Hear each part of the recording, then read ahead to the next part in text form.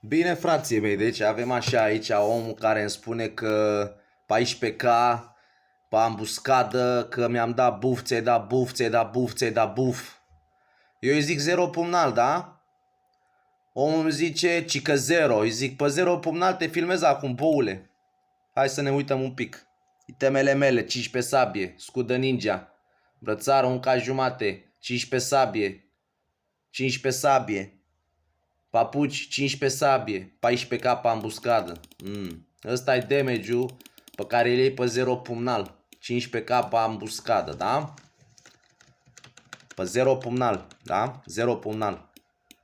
Dar omul nu-i 0 pumnal, nu? Așa. Piatră, stai așa că n-am văzut eu. Piatră de sura, setul de sura. Ăsta e damage-ul pe care îl iau eu pe 0 pumnal.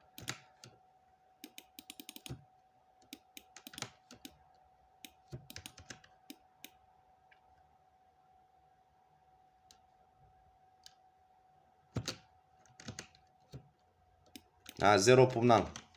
Ca să nu mănânce căcat. Că, domne, cică 0. Da, asta e damage-ul pe care îl iei pe 0 pumnal. Cine știe Metin, știe Metin în pula mea. Cine nu știe Metin, să nu comenteze.